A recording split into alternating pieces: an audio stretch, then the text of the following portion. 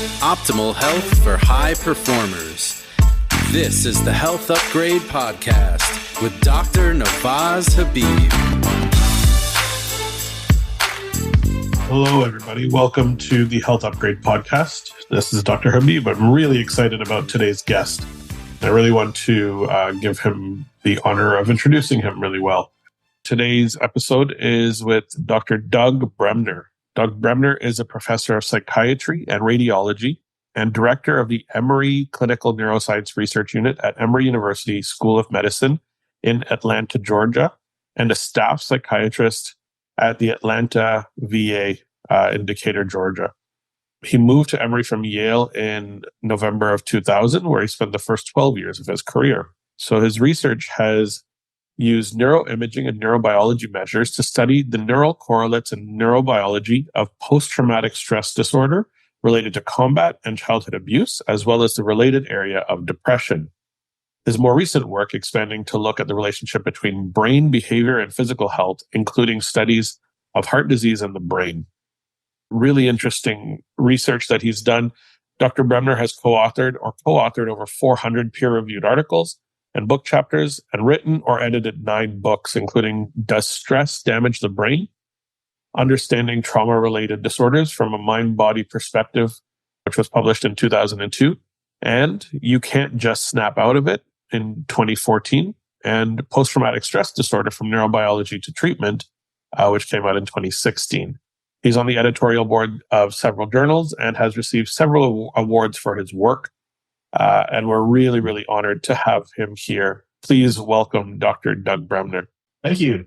An honor to have you here. And as always, JP, great to see you. Great to be here. We're really excited about this conversation about this particular topic that you are so deeply invested in, and that is post-traumatic stress disorder in particular, also related to depression. And so I want to give you the opportunity just to share a little bit about your history, your story kind of going through Yale, through Emory, and what really brought you into psychiatry and your interest in PTSD to begin with. Okay, well, thanks for having me, Dr. Habib. I started out my career at Yale as a psychiatry resident, and I was the inpatient resident on one of the floors of the VA. It was the West Haven VA in Connecticut, and that's the VA that's affiliated with Yale. And in that year, they converted the floor from a long-term psychoanalytic focused inpatient floor to disease-based model, where one floor was for PTSD patients, there's another floor for depression, and a different ward for schizophrenia and substance abuse.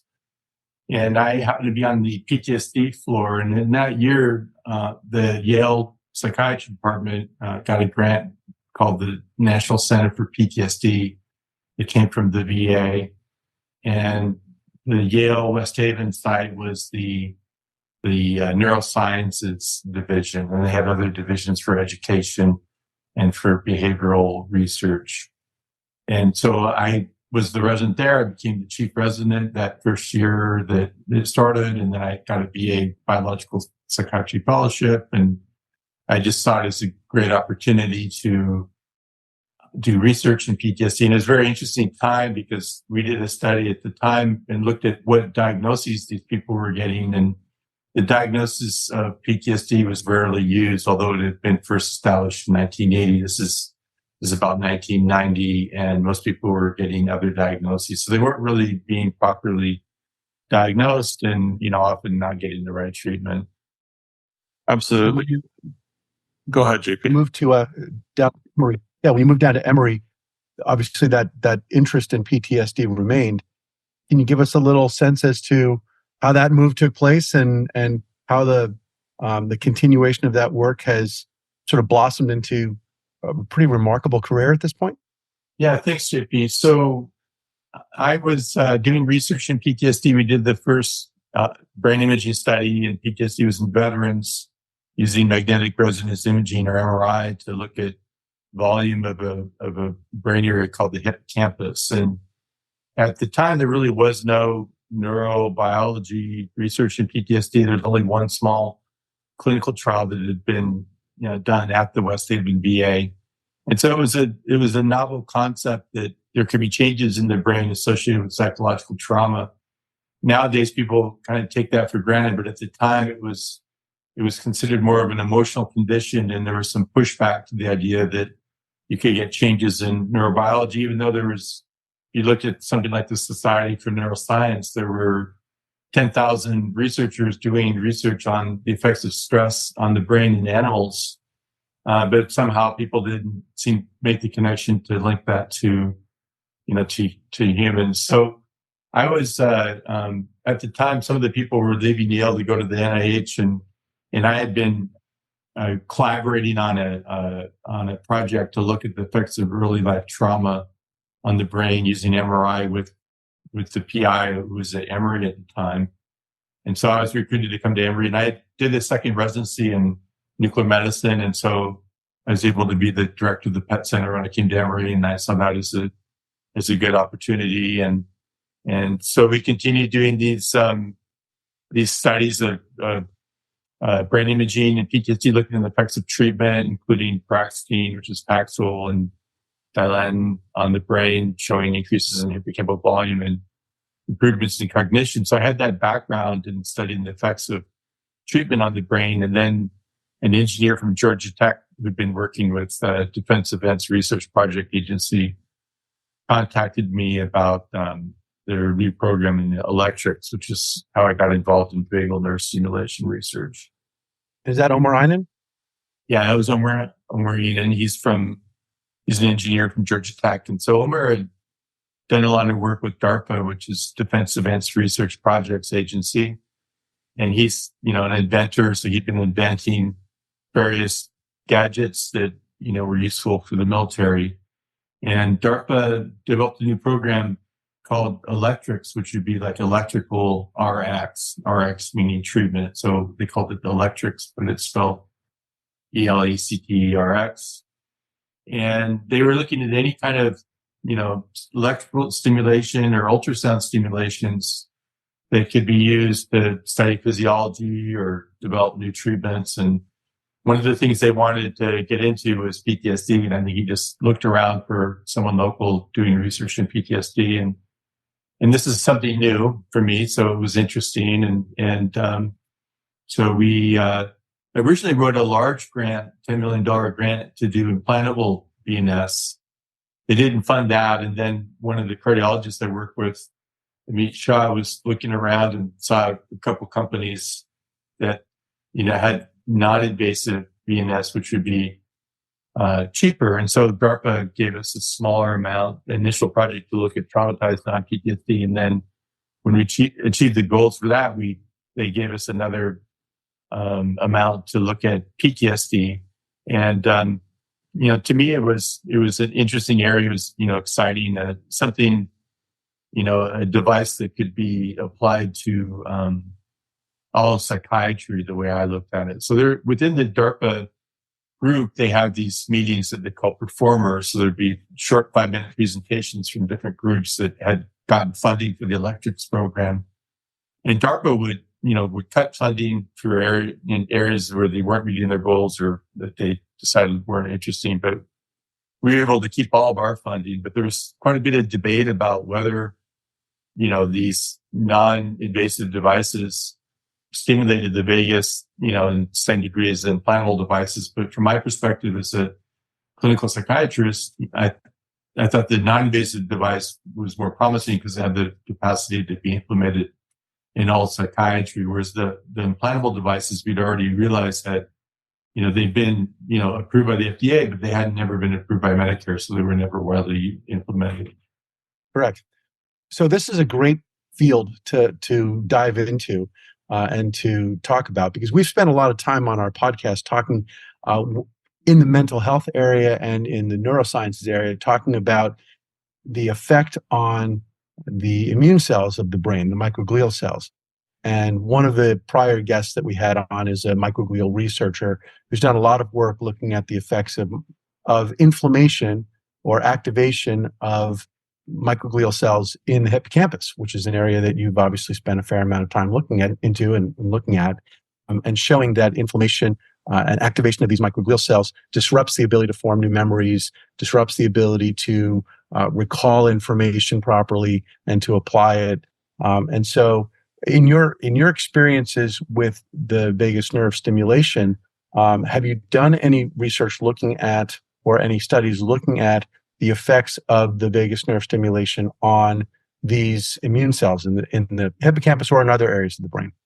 So, JP, as I think you may know, we did a study where we looked at the effects of VNS on interleukin 6 or IL-6 and other inflammatory markers, including TNF alpha and interferon gamma, showing that you can stimulate, the stress. You can kind of recreate PTSD symptoms or the stress response by recording a specific traumatic memory and then playing the traumatic memory back. And that causes PTSD patients to have an increase in anxiety and symptoms. And they also had this big increase in IL-6, about a 3-fold increase, which is pretty remarkable. That they have the same increase when you do what we call neutral mental stress tasks, which would be like, giving the public speech with negative feedback, which is another area of research that we do. But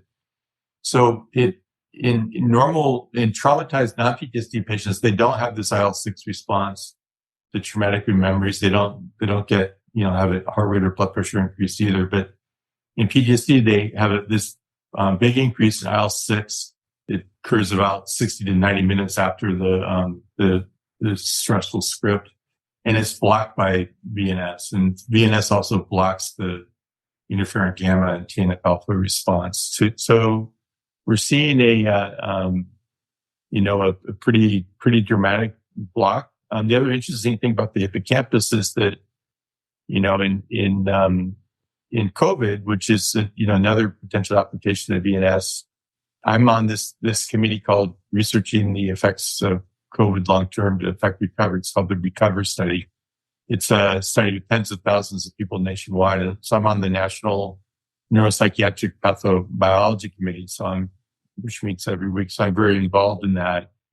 And, I've been writing a review paper about effects of COVID on the brain and mental health. And one of the findings is that COVID is activating microglia in the brain and astrocytes. It's the activation of microglia in the hippocampus correlates with whether or not people develop delirium. So post-mortem brain examinations show that the microglia activation in the hippocampus is seen more in those who had delirium during the course of their COVID inpatient stay. So that's another that's another link. So we think that VNS is probably from animal studies that VNS activates the locus coeruleus and which has inputs to the hippocampus and is affecting neuroplasticity in the hippocampus and medial prefrontal cortex and other areas, which is probably at least part of the reason,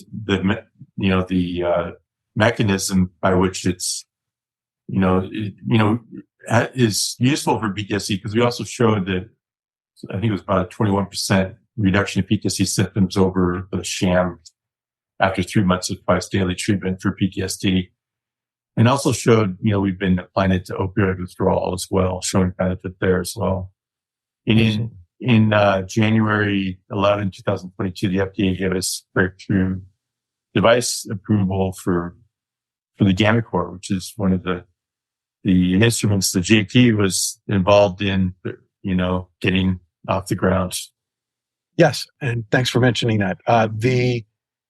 The area of focus for me recently has been around the effects of vagus nerve stimulation on both the microglial cells as well as within the microglial cells, the effect on the mitochondria.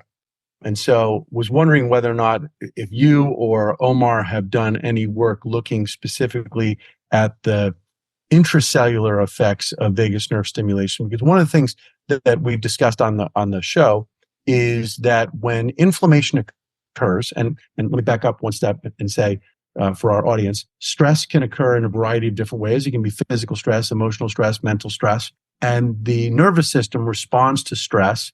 The autonomic nervous system responds by moving into the sympathetic state, and that sympathetic state is the fight or flight response. The immune system, it parallels that. The innate immune system parallels that by responding to stress by becoming pro-inflammatory.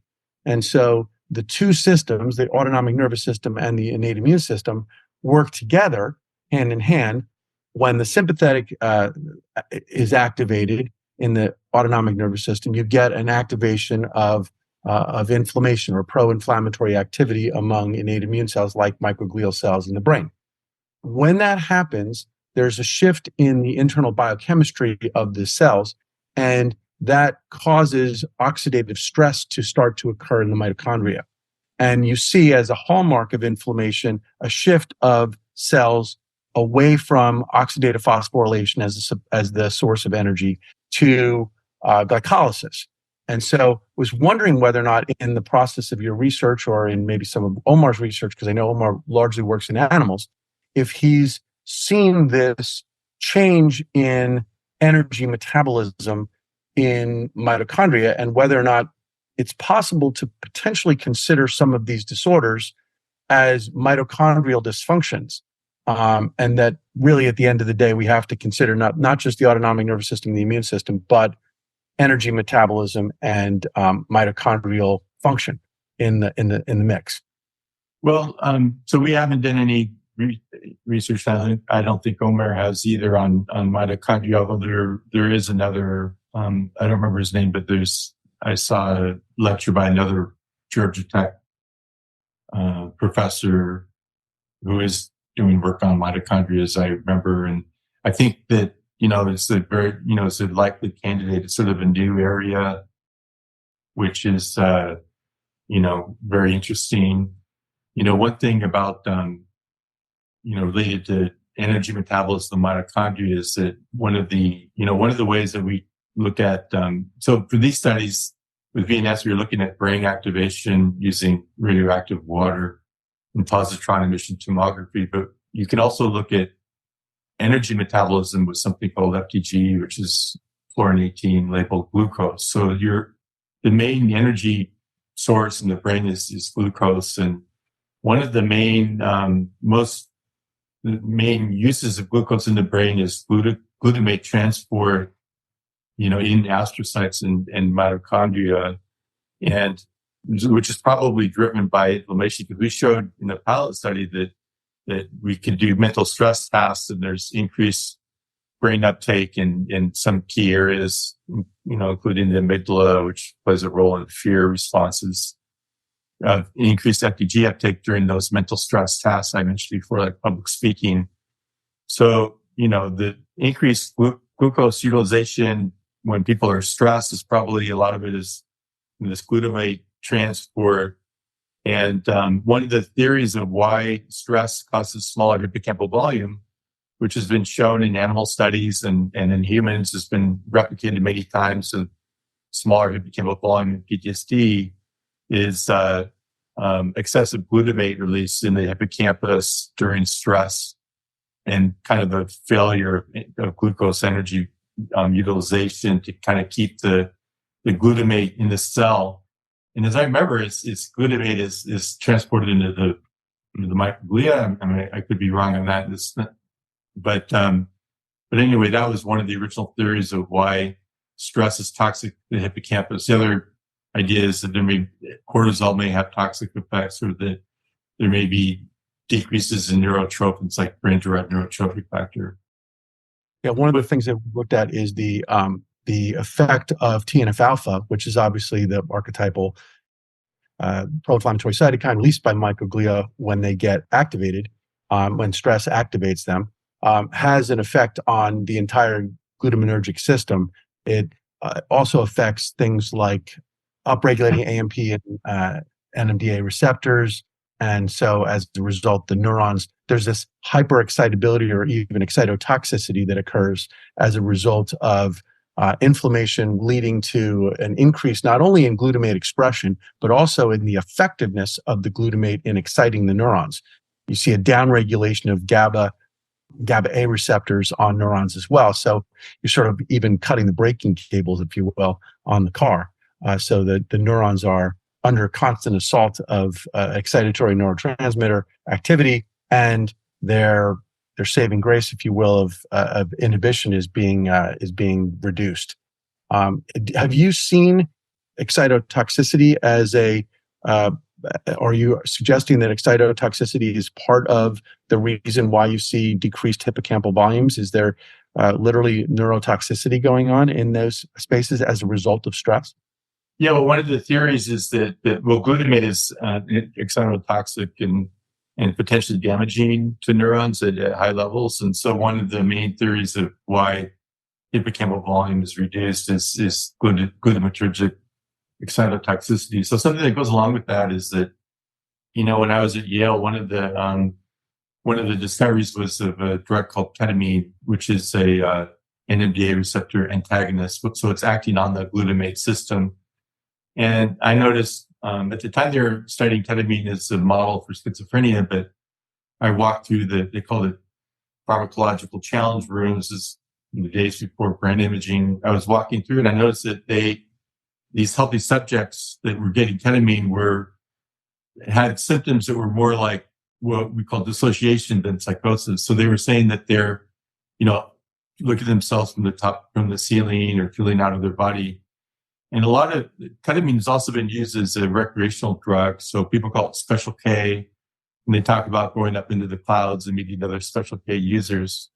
More recently, for a reason I didn't really understand, some of my colleagues at Yale developed it as a treatment for depression. And so now it's been FDA approved as a nasal spray and also injection for depression. But the scale that I wrote called the clinician administered dissociative state scale, which really best captured the effects of ketamine, was used, over 20,000 times by Janssen, when they did their clinical trials, and translated into, 30 languages. But they were kind of looking at dissociation as a side effect of ketamine. The interesting thing about dissociation, it's a trauma-related symptom. So when we showed that, for instance, combat veterans, if they dissociated at the time of a combat event, they were more likely to have more severe PTSD down the road. So it's sort of almost a marker, if you will, of what's going on in the brain when the brain sort of, cracks under stress, if you will. And we correlated the degree to which people have these symptoms and smaller hippocampal volume. So we think that dissociation is literally the kind of the behavioral correlate of your hippocampus going on overdrive at the time of the trauma. And the link with glutamate, is shown through, the pharmacology of ketamine. And that finding of the correlation has been replicated, a couple of times. So help me understand that that the ketamine effects in depression, which would be therapeutic, are similar to the effects that a person who's having a traumatic event might experience if they have this dissociative break that then leads to them having a worse case of PTSD. It seems like they're pulling in opposite direction. And before you answer that, just as an aside, one of the other researchers that I've worked with before is Jeff Lewine out of New Mexico. And he did a lot of work looking at non-invasive vagus nerve stimulation and various different neurotransmitter systems. And I'm going to say it was sort of an offhand comment that he made, but he has stuck with it several times, saying that in his experience, the effects of vagus nerve stimulation have some parallels to ketamine in terms of, perhaps he's talking about the positive effects and not the negative effects, I would think. But in your experiences with ketamine and your experiences with vagus nerve stimulation, do you see any parallels? And then to the question of, how do you square the fact that in depression it's a positive and the effects mirror things that would be part of the pathology of PTSD? Well, so for one thing, I was just looking up the name of there's a psychiatrist at Ontario. I forgot his last name, but anyway, there's some research in animals on the effects of VNS on the brain, and it does seem to sort of parallel the effects of antidepressants. It has positive effects on serotonin, norepinephrine, and acetylcholine. It enhances synaptic plasticity in the hippocampus.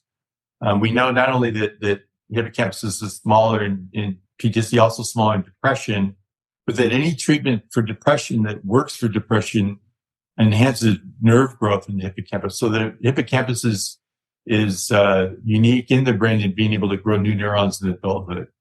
And stress inhibits that. SSRIs like Prozac enhance it, or Paroxetine, Paxil, even electroconvulsive therapy, or drugs in other non-SSRI classes like norepinephrine drugs like Reboxetine, or amino inhibitors like tranylcypromine. They all promote nerve growth. And there's a theory that that enhancement of nerve growth in the hippocampus underlies the recovery from depression, and I would argue by extension PTSD. So but the thing about with ketamine is that's something I would like to so that investigation of ketamine as a treatment for depression sort of I was involved in the research and discovering the link with dissociation, and then after I left, these studies continued, and I was not part of the original studies. And I like to kind of ask some of the my colleagues at Yale why they thought that it might be a useful treatment for depression. Because I always thought, well, this is sort of a marker of pathology. So it is paradoxical. I've often wondered that, but why? So that's a good question. The other question is like, why is it that VNS activates the locus coeruleus where norepinephrine is located, but then in the periphery it blocks sympathetic function? So normally if you put a electrode in the locus coeruleus, which is the brainstem where all the norepinephrine cell bodies are in a monkey, and activate it, then you get released norepinephrine throughout the brain, and it stimulates the fight or flight response. That goes through the hypothalamus and stimulates the peripheral sympathetic response, which increases heart rate and blood pressure. But we actually see the opposite. So there's some paradoxes within the VNS field that are kind of parallel paradoxes to things like ketamine. Why is ketamine efficacious? But we know that it does work for depression. It works more rapidly than antidepressants do. Yeah, we focus a lot on the upstream effects from the locus coeruleus. When you're coming into the nucleus tractus solitarius in the afferent direction, you're going to activate the locus coeruleus. You see an upregulation in serotonergic activity from the raphe nucleus, but you also see activation of the release of acetylcholine. And I actually think that that's sort of where the game begins. That the norepinephrine release is important, but it's not critical. It's simply the mechanism by which other systems are being activated. And it's the release of acetylcholine widely throughout the central nervous system that leads to the effects on the immune cells. So if I can sort of tie back all the different pieces that you've been talking about to be consistent with what we've sort of learned through other interviews, we have a system that becomes hyperactive and hyper-responsive in a pro-inflammatory way as a result of stress. And that stress leads to the release of release of pro-inflammatory cytokines like TNF-alpha. TNF-alpha and other pro-inflammatory cytokines has an effect on serotonin metabolism, or tryptophan metabolism, and the synthesis of serotonin. It actually suppresses it. So inflammation has the ability to reduce serotonin synthesis as well as reduce or activate the reuptake mechanism. So I like to say that inflammation is a selective serotonin reuptake enhancer. It's the opposite of an antidepressant. But it's not, getting back to the mitochondria just briefly, one of the downstream metabolites from serotonin is melatonin. And so one of the things you see in depression and other PTSD, I'm sure, and other areas of mental health associated with this disruption in both inflammation and neurotransmitter levels is sleep disorders, this disruption of normal sleep and restorative sleep, not spending as much time in restorative sleep because you have a disruption of melatonin. But you also see a disruption in the energy metabolism. And so that's the tie back to why I was talking about mitochondria. So I think, going to maybe one of the things you were talking about before, which is the size of the hippocampus and neuroplasticity, et cetera, that you see when you treat depression is actually the same effect that you see when you treat an autoimmune disease with an anti-TNF alpha drug or an anti-inflammatory biologic. You see an increase in cognitive function, a sort of cessation of the brain fog that sometimes accompanies depression and other disorders that have an inflammatory component to them. It also relieves fatigue. So maybe switching gears here a little bit, in your PTSD patients, is fatigue a common comorbid symptom? Not so much. I mean, headache is definitely, and of course they have severe problems with sleep. I'm sort of thinking more in terms of, there's a couple areas. One area is that, I've worked in this. There's an acne drug called Accutane that, we did some brain imaging studies of that. And so I got involved in, some of the legal battles about Accutane and its relationship with depression and suicide. And, so there's a small number of people, it's not everybody, but there's a small number of people who develop this syndrome that's very similar to long COVID. So long COVID are the long-term effects of COVID that occur for more than a month. And that's what this recovery study is all about. So with long COVID, you get this the most common symptom are fatigue and brain fog.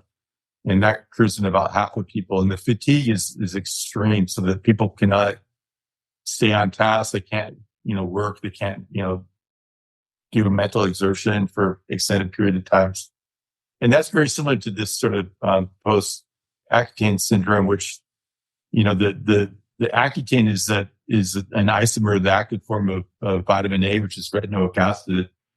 And retinoid binding protein is the most common protein in the cerebral spinal fluid. So retinoids have all these effects on gene transcription and other things.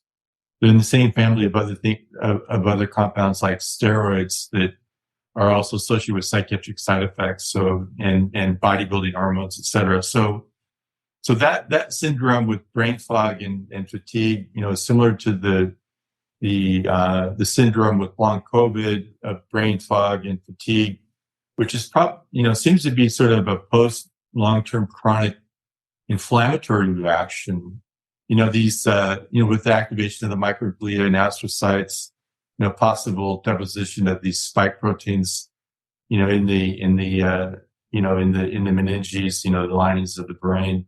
And so that's a very prominent part of that syndrome, which, is now probably affecting millions of Americans. Have you done any work in this Recover program looking at vagus nerve stimulation as a potential therapy? Because I know there's a lot of benefit. Yeah, so there's a couple of studies that come out that I reviewed this paper. One is from Bashar Badran, who's at Medical University of South Carolina, who's done. So our work has mainly been, with the device that you helped develop, which stimulates the vagus and the neck, the cervical stimulation. We've done some work with another company called Everin, which stimulates the vagus in the ear. So you can also stimulate in the ear. That's called auricular stimulation. So Bashar, who we've done some collaborations with, stimulated in the ear. And by the way, I think that probably either one is probably, the evidence looks like either one is good. The people working with the cervical device will tell you that there's more vagal fibers in the neck, but in any case, so Bashar did some studies of auricular stimulation for long COVID syndrome, showing with active versus sham a reduction in long COVID symptoms, with twice daily stimulation over the course of several weeks. And then there's one study that Peter Stapps was the co-author on, looking at hospitalized patients and showing a reduction in C-reactive protein, which is a marker for inflammation in patients treated daily with the cervical device, which is the gammaCore. And then, in another area of neuromodulation, Mara Bixen, who, we collaborated with in terms of validating stimulation, the cervical stimulation using mathematical models, et cetera. He was a senior author of a study in acute, patients in the intensive care unit using this transcranial direct current stimulation, which is another neuromodulation that involves this sort of headset that delivers this electrical stimulation from multiple electrodes all over the head and showing a reduction in the time spent on the ventilator, which is a pretty remarkable outcome. So, VNS should be useful for acute COVID because it, it dilates airways, it reduces inflammation in the periphery. We've shown it blocks sympathetic function as measured with peripheral vasoconstriction, heart rate, and something called pre-ejection period, which is the time for when the left ventricle contracts to when the aorta opens, and that's a measure of sympathetic tone in the heart. So we're reducing sympathetic tone in the heart, which is good for PTSD, which is sort of a hypersympathetic syndrome, as well as opioid withdrawal, which is another hypersympathetic syndrome. Yeah, you've certainly spanned quite a collection of indications. Our experiences also go to just the average healthy person and the benefits that they experience with it as well, which tend to be pretty remarkable and worth the 2 minutes in the morning and the 2 minutes in the evening to deliver the therapy. The role of the vagus nerve in the central nervous system versus the periphery. You said you were looking at several peripheral, cardiac and vascular effects. Are there other peripheral consequences of vagus nerve stimulation that you use to sort of determine whether or not the person has successfully delivered the therapy, or otherwise whether the effect are successful? I know obviously there's a lot of work done on circulating cytokines as well, but what else do you look at? Well, so all of our work in humans has been in the using the cervical stimulation. So the vagus travels in the carotid sheath in the neck, and there's also branches in the ear, which is in the trochlea, which is kind of the inner part of the ear that you can stimulate, which in my opinion is probably why that acupuncture point works, but that's another story. So it has fibers that travels, to the brain. So they're afferent fibers going to the brain, and also efferent fibers that go to the periphery, goes to the heart, the gut, the lungs. But at the frequency that we're stimulating that, from some of the modeling that Maram has done, it looks like that we're primarily stimulating these myelinated fibers that go into the brain, and we're not hitting the unmyelinated fibers. And so it's going through the brain, and then from there, there's outputs to the periphery. And we're looking at a number of inflammatory markers, interleukin-6, TNF-alpha, and interferon gamma. We look at heart rate and blood pressure, and then peripheral vasoconstriction is a marker of sympathetic tone. So we're looking at people when they're being stressed, both with traumatic scripts and then with these public speaking tests, and looking for this marker of peripheral sympathetic tone, which is that people constrict their blood vessels in their finger, and we can measure that with something called photoplasmasography. And then we look at behavioral effects. So we look at, one of the outcomes is anger with PTSD patients when they hear trauma recording, or in patients with opioid withdrawal. These are people that are stopping using heroin or injectable heroin or prescription pills the night before. They come in full-blown withdrawal, very sick. And then we give VNS or sham, and we show reduction in heart rate. And we also showed reduction in both subjective drug craving and withdrawal. And so that study, we were sort of green-lighted to go to the next phase, which will be a larger randomized trial of VNS versus sham control for 1 week in an inpatient unit, where the main outcome will be opioid withdrawal symptoms. Yeah, and it's really important just for those who are listening to recognize that first week of opioid withdrawal is critical, because the transition onto medications that can help you with the withdrawal process from there on really can't initiate until you're fully detoxed from the abused drug, and that takes about a week. So the biggest failure mode of rehab is during that first week, where those withdrawal symptoms are so strong and so intense. They're all being driven by the autonomic nervous system and by the central nervous system, because there's nothing actually physically wrong with the body other than the immune system and the autonomic nervous system are completely dysregulated. And so by using vagus nerve stimulation to re-regulate them, or at least get them closer, you can ameliorate as you said, the withdrawal symptoms. It becomes less offensive, less difficult to sustain yourself through that full week. So that's the thesis, as I understand it, for the reason for the study. We obviously have great hopes for that. The opioid scourge is really taking a tremendous toll on the youth in this country.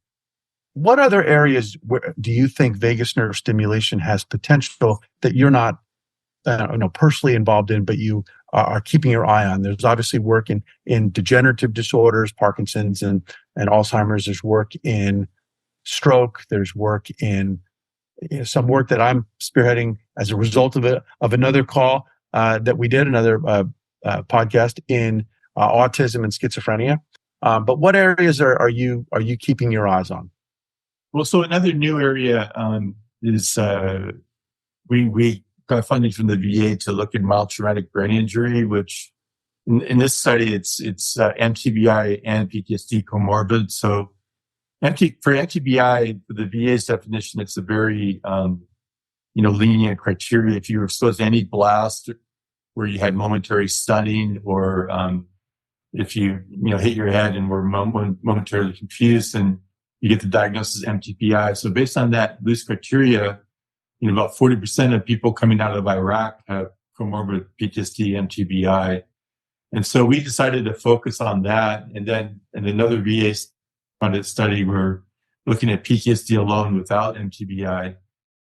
So MTBI and PTSD overlap quite a bit. I used to do disability evaluations for the VA because I knew something about both disorders and would try and help the VA kind of parse them out. But they overlap so much that clinically it's kind of meaningless to try and think about them separately, because they have, they share in common problems with memory, and they often, PTSD patients have comorbid headache and problems with concentration and irritability, etc. But one of our findings is that if you pair, we did this at PTSD, if you pair VNS with a learning task, like trying to learn reading someone a paragraph, then asking them to remember after a 15-minute delay, there's about a 30% improvement in recall. So based on that, we kind of went through the rehabilitation arm of the VA to use this as a rehab for mild TBI and the cognitive deficits that occur, in addition to the, into helping their PTSD symptoms. So, that's another promising area. And it's sort of, getting into the healthy pool, it raises this other issue of could you enhance, learning and cognition in just healthy people if you pair stimulation with, when you're maybe trying to memorize a list of vocabulary words in French or something like that. And when we were, go ahead, sorry. Have you followed the work that's come out of the other DARPA program, looking at exactly what you're talking about, enhancement, performance enhancement, and cognitive enhancement associated with neuromodulation devices, and the apparent success that vagus nerve stimulation has had? The military is actually beginning to deploy vagus nerve stimulation using the cervical non-invasive stimulation for exactly that. And some of the work that they've published is very consistent with what you're talking about, where in the study that McIntyre and trying to remember his name, McKinley produced, what they did was they kept patients or subjects awake. They weren't patients because they were healthy normals, kept them awake for 36 hours and then asked them to learn some rather challenging and complicated material, and then look to see whether or not they could A, learn it, B, recall it, and apply that knowledge the next day, and whether or not they could, even as far as 90 days out, still recall the information that they learned. And the results were exactly consistent with what you just talked about, which is an improvement in the cognitive function. The work that I'm doing, as I mentioned, up in British Columbia, the long-term goal that I have with this is that I believe that in adults where neurodevelopment is largely complete, and you still have neurodevelopment in quotation marks that's going on in the hippocampus, and that's where learning and memory formation is occurring, that the reason why vagus nerve stimulation is beneficial in adults would also apply in children, but it's going to be helpful in optimizing neurodevelopment. So the reason why we're looking at it in animal models of autism and schizophrenia is because those are models where neurodevelopment is being severely challenged, severely damaged. But what happens in normal animals if you overlay vagus nerve stimulation during neurodevelopment? Can you actually optimize it beyond what is quote unquote normal? Because everybody encounters inflammation. There's always some inflammatory challenge that's present. If you can minimize the effects then of inflammation, perhaps you can optimize neurodevelopment. And I think there's some anecdotal experiences and observations that I've made that suggest that vagus nerve stimulation in children can have a pretty profound effect on neurodevelopment and can actually enhance IQ, enhance learning capability, speed of learning, ability to grasp new concepts and apply them in ways that are, I can't quantify it at this point. It's just observational, but I think that there's, something that for me personally, I find very interesting, and it's right along the lines of what you're talking about, but taking it from adults back down to children. Yeah. So, Andy McIntyre was one of the performers in DARPA. So that's why we started, adding on this extra test of looking at the effects of stimulation during a paragraph encoding. And so I'm familiar with that work. It came out of the U.S. Air Force on a variety of different kind of performance tasks. And so their application would be, for instance, if you have fatigue servicemen that are observing, drone footage for, hours on end, that they improve their ability to identify, insurgents, for instance, on drone footage. But,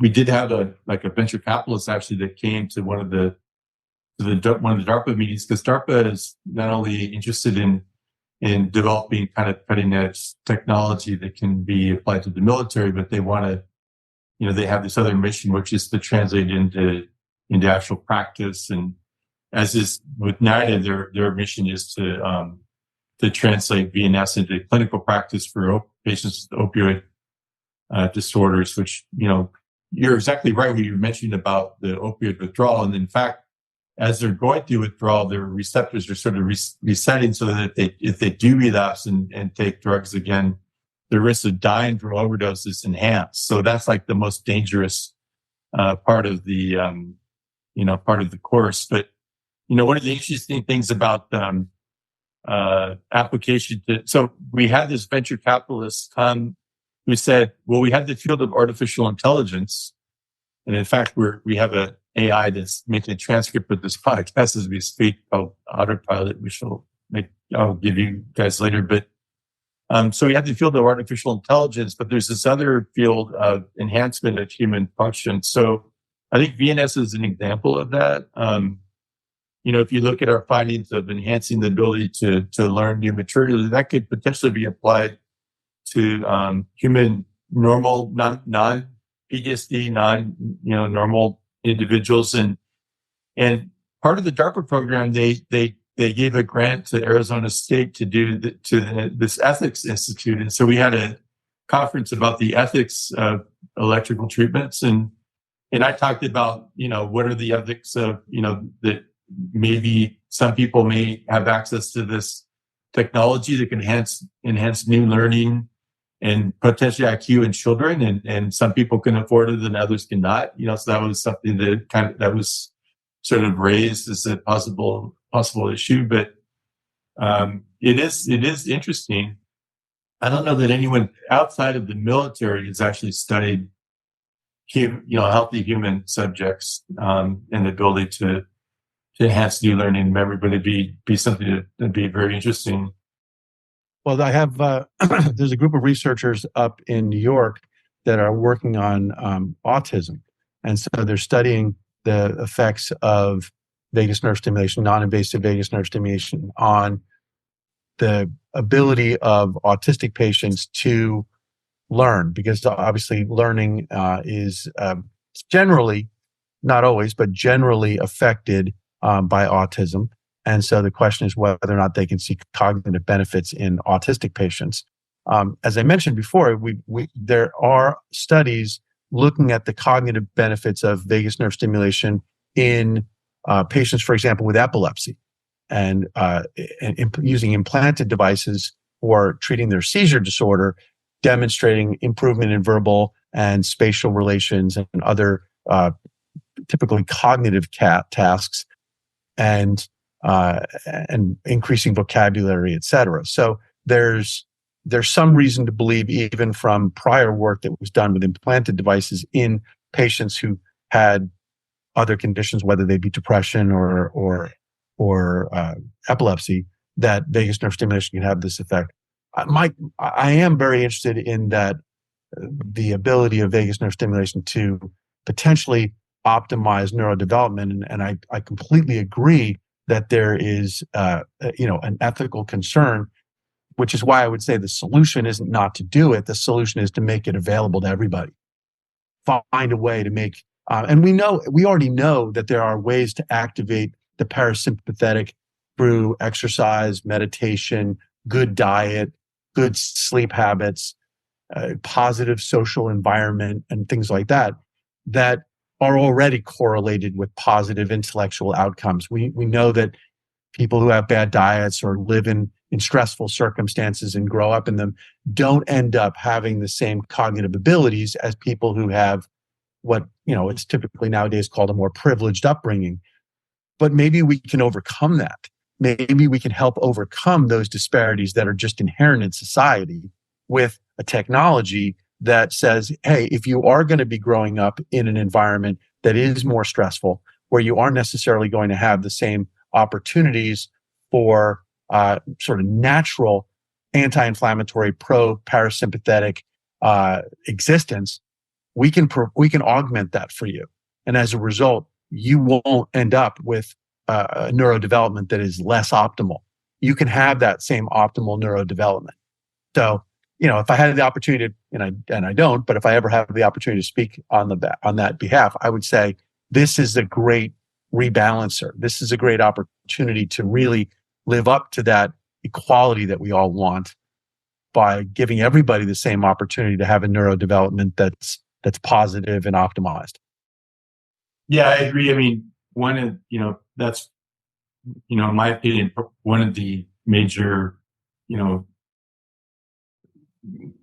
one of the major drivers of disparities in terms of academic performance. And we've actually shown this, that there's deficits in academic performance in children with PTSD, for example, and deficits in IQ in children. That was some work I did with Philip Size. It was a school psychologist at Columbia. But one of the major drivers of socioeconomic disparities in school performance is the stress of the environment. I mean, you can even show disparities just based on zip code. So some zip codes are inherently more stressful. There's a number of things that can contribute or have disadvantages that range from, availability of food, so-called food deserts, where people don't have access to the grocery stores to sell fresh fruit, or pollution levels. There's some evidence that levels of air particles in the air in urban environments can, even get into the brain and affect the intellectual function. And, noise levels. So people living near airports or have higher evidence of kind of activation of the fight or flight response, which can in turn impair, cognitive function and intellectual performance. So it's multifactorial and, it's and complex. But yeah, I agree. We shouldn't, of course, say, well, let's stop developing this technology because of the risk of disparities, and how it's implemented. But as far as we haven't really gotten that far yet. We're still kind of looking at the effects on disease, some of these disorders that I mentioned and that you've been talking about. I can mention that there are a couple studies in Alzheimer's disease as well, and in normal persons with implantable devices showing enhancements in learning and memory. Yeah, it would be interesting to maybe consider a study like what you were talking about that you looked at with that researcher at Columbia, looking at children who've had experienced a traumatic event and are experiencing PTSD, and that they end up performing less well on cognitive tests, whether they be IQ tests or just school in general. Whether we could do a study demonstrating that if you take these children who have been identified as having experienced this trauma and put them on a vagus nerve stimulator, whether or not over a 6-month to a 12-month period, we see that they don't experience that retardation of cognitive development or neurodevelopment, and that they actually overcome that challenge in a way that is, supportive of their overall neurodevelopment.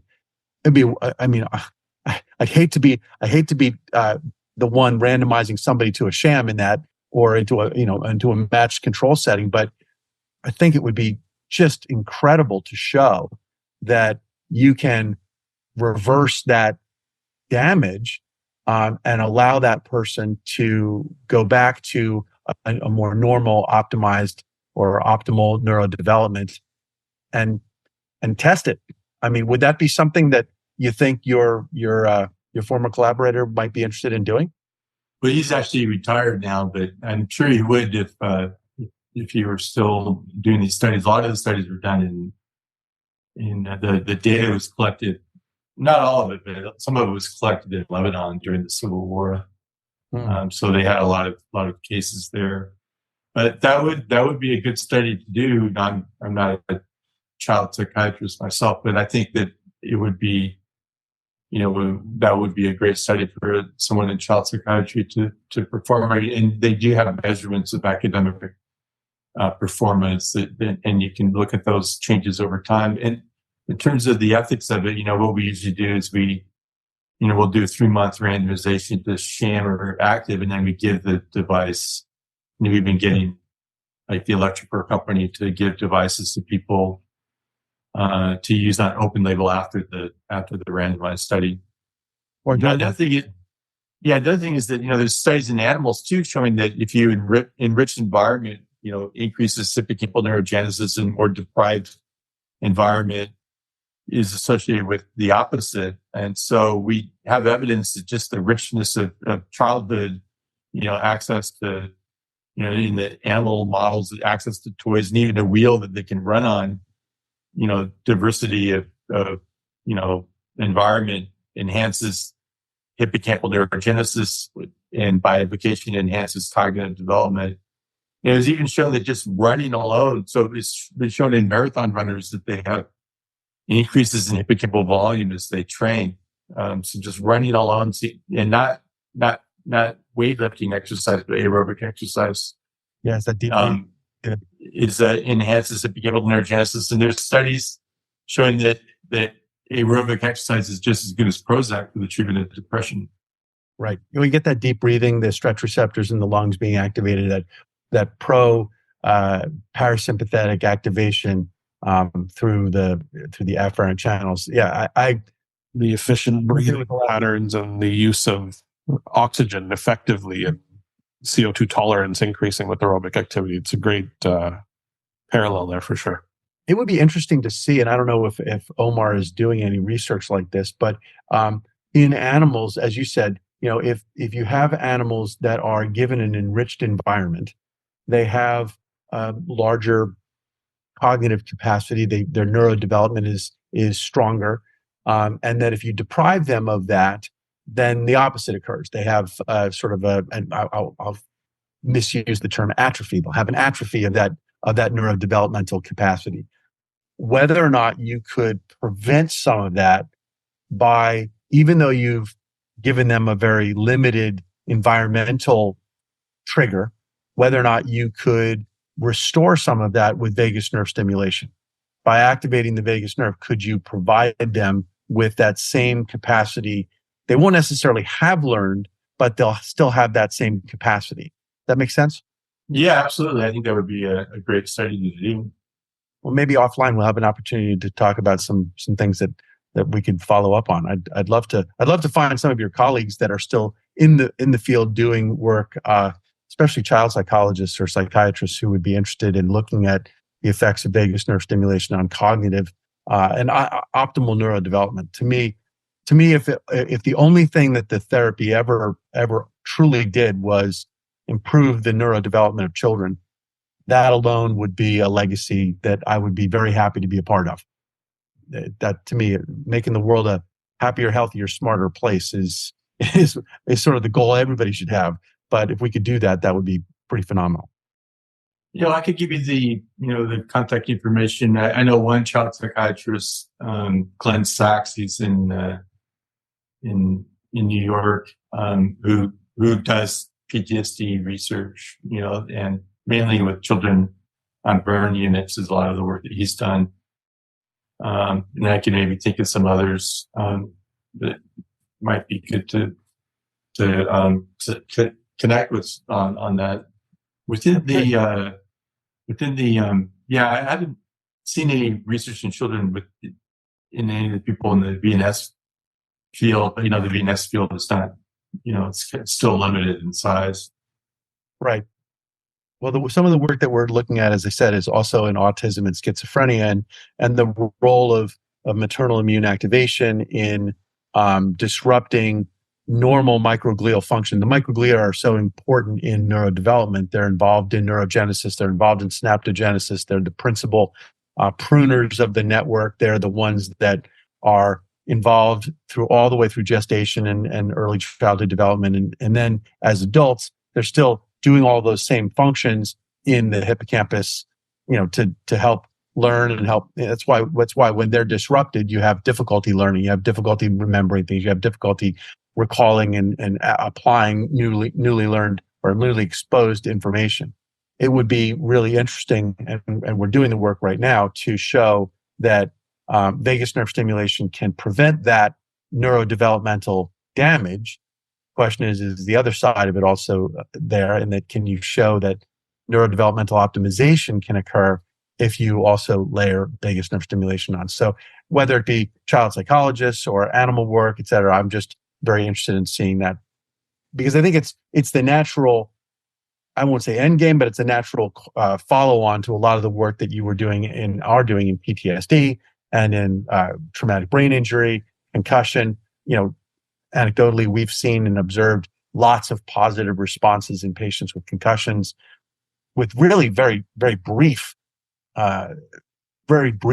uses of the stimulation. If they started out healthy, they get back to that healthy state pretty quickly. And maybe that's a question, getting back to PTSD. Did you find that there was a correlation between the therapeutic effect and the duration of the symptoms, or the time since the trauma occurred that led to the PTSD? Because my wonder, based on things I've seen, whether or not the longer the patient has experienced the symptoms, the longer the patient has been living under those circumstances, the more difficult it is to overcome with neuromodulation. Have you seen that? Well, so in answer to your question, we've always tried to do studies where we get early intervention, because I agree, based on the animal literature, the earlier the intervention, when there's still more brain plasticity, the more likely there is to affect recovery. In as a practical matter, the pilot study we did in 20 patients with PTSD randomized to sham versus active. It was they are all people with chronic PTSD, both veterans and with people with early trauma. So actually, that's one of the grants that I had to give back to the funding agency, was early intervention for PTSD, and the idea was to get people right when they came back from Iraq within the first year. But the problem we ran into is, this one of the symptoms of PTSD is avoidance, and so when they first get back, from being in the combat zone, the last thing they want to do is go down to the VA or whatever and spend a lot of time talking about their combat experiences. So that was something that we tried to mindfully approach, and we're not successful. We've tried to do studies in the emergency room where we get people soon after the trauma. That also, in our hands, we have not been able to succeed, because working in the ER and people who, it's a chaotic environment. The ER physicians are focused on triage and dealing with the task at hand. They don't have time to deal with talking to research assistants, et cetera. So you are right that early intervention would be ideal, but it just, as a practical matter, is very difficult. I would say that, if I were someone who, I think I, for instance, have experienced traumatic events where, for instance, a house across the street caught on fire, and I tried to rescue unsuccessfully one of the occupants. And I felt kind of a PTSD reaction come on right away. And the way knowing what I know about PTSD, I said that, avoidance is not the way to go. You sort of have to immerse yourself in it and try and work through the cognitions and the intrusive memories and the feelings associated with it. But unfortunately, a lot of people will do the opposite. They try and kind of wall it off, and then those traumatic memories become sort of what we call indelible. They get stored. They go from the hippocampus to sort of stored in long-term storage in the cerebral cortex, and then it's more difficult for them, more difficult to intervene. We know from animal studies that if you intervene, soon, if you pre-treat animals with, for instance, benzodiazepines, you can prevent the behavioral consequences of exposure to stress. So based on that, we think that earlier intervention is the way to go. But we still are getting benefit, though, from even people with these chronic diseases that they've had PTSD for 20 years or more. So it is promising in that way. That's excellent. And you're absolutely right. Cognitive processing is really important. Being able to do that in the absence of an autonomic response is so much better, because the autonomic response that you have from the fear just disrupts your ability to cognitively process what you need to process through. And I think one of the benefits of vagus nerve stimulation is the fact that it forces that autonomic response back into the box and allows you to remain in your head cognitively capable of processing, versus being overwhelmed by hyperventilating, your blood pressure going up, your heart rate accelerating, sweating. All of those fight or flight responses get suppressed by vagus nerve stimulation. It allows you to process through what you need to process. As you said, you need to, it's funny, we talk about in the US military versus the British military, it's this cultural difference. They go out on a mission, they experience some battle, that's a firefight that's very traumatic. They come back, and in the US military, they immediately bring them in and they need to debrief. They need to go through a post-action reporting process. And that involves them reliving, through remembering everything that happened and discussing it, the trauma. And yet the British, they come back, and the very first place that they go is to the pub, and they drink. And they do their after-action reporting usually the next day. And that opportunity to go to a safe space, cushion their autonomic nervous system with a little alcohol and have some camaraderie and sort of maybe even just forget about what it is that they live through. They don't have the same degree of PTSD because they have that ability to come down off that fight or flight response more rapidly and only return to it later the next day.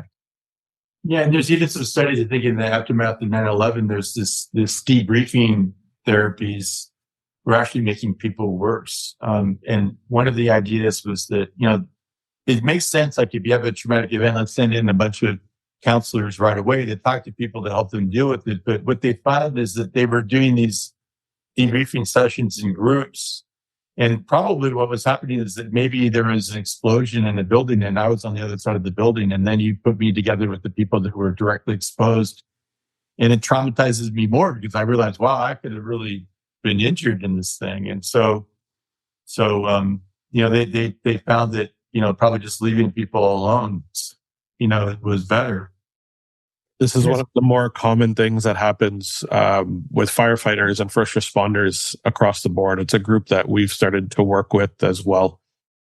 I work with a friend of mine who runs a company called Fire to Light. And essentially they are supporting first responders, primarily firefighters who have suffered significant traumas and haven't had the opportunity to process in a very similar way. And not being given that opportunity to go to the pub and get to a safe space. A really interesting group of people that we're working with as well. So clinically, that's very relevant, I think. For sure. Yeah, probably the key element is in what physiological state you're in when you do reprocess it.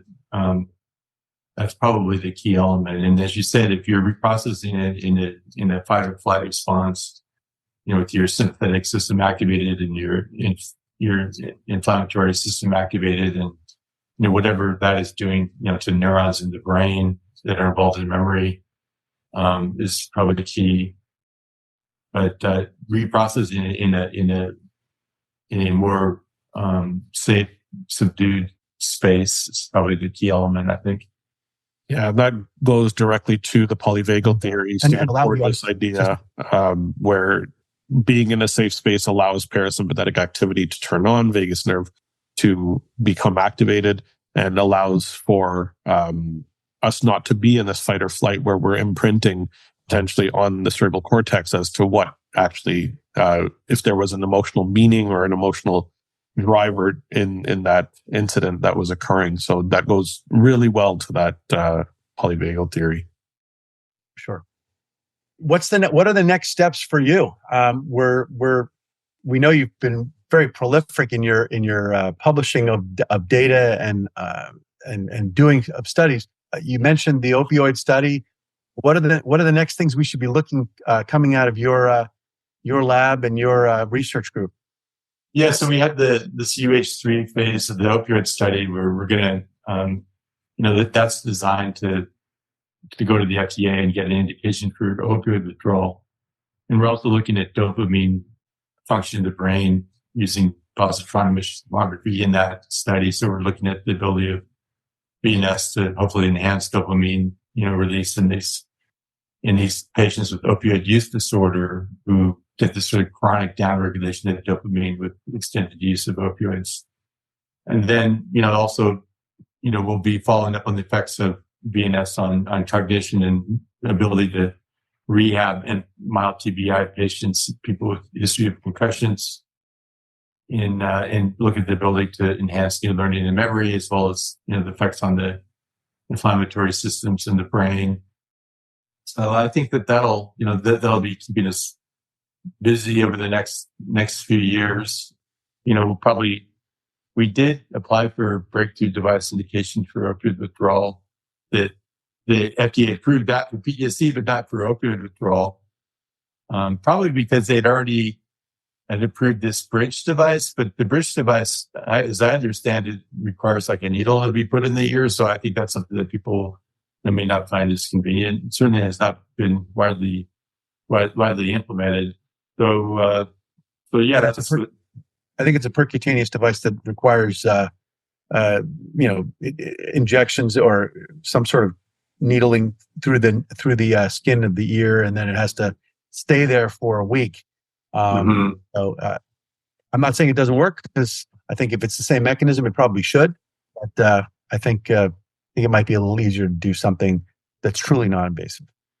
Yeah, that's my opinion. And I don't own any stock in any companies or anything on purpose, just because I want to be able to talk about it without being accused of conflicts of interest. But personally, I think that we had these debates in the Doctor Performer meetings where, I just said, I'm not here to study the physiology of the vagus nerve. I'm here to develop new treatments for psychiatric patients and people with related disorders like MTBI. So, I mean, the physiology of the vagus nerve is, interesting, and the effects, how it works, is of major interest to me. But, I wouldn't study it just for the sake of it alone. And that's why I think that the non-invasive devices offered more promise for psychiatry. One of the papers we wrote early on was called Back to the Future, because I was involved, not officially, but kind of informally in advising some of the people working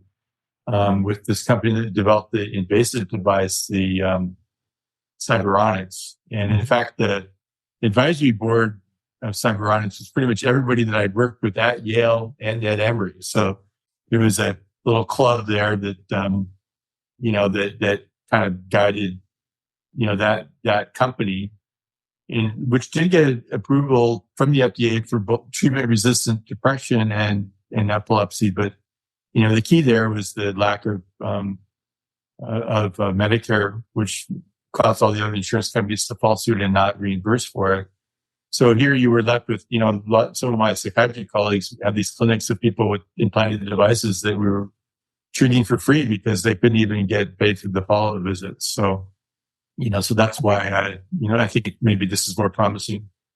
Well, I certainly hope so. I mean, a $30,000 implantable device, if there's something on the order of 10 million people out there who have medically refractory depression in the United States who would qualify for a surgical implant, that's $30,000.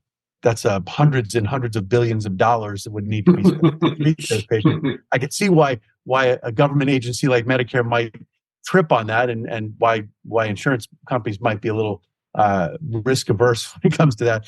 But I think a non-invasive approach that's much cheaper and much less involved. It's on the same level of the medications that the patients are using. It would be a lot more approachable and appealing for both physicians as well as patients as well as payers to get there. I do hope that it happens. I do think it's a successful therapy, but I probably have a little bit more interest in the pure science aspects of it. But that's because I'm not a clinician; I'm a scientist. But it's wonderful to see the work that you're doing and to have had an opportunity to share with our audience the type of work that you're doing, and we wish you the best. We think that the things that you're doing are just at the bleeding edge of where we're going to be able to see this therapy go in the future. So it's great to have an opportunity to talk with you. Yeah, it's been great to be honest in that great discussion. Yeah. Thank you so much for joining us today. It really was a wonderful discussion. I learned a lot personally, and that's really exciting for me. So to everybody who's listening, if you got to this point, great job, good work, and keep listening. And please share this with one person who you think could utilize this information to upgrade their health. And we'll catch you on the next one. Thanks, guys. Okay, thanks.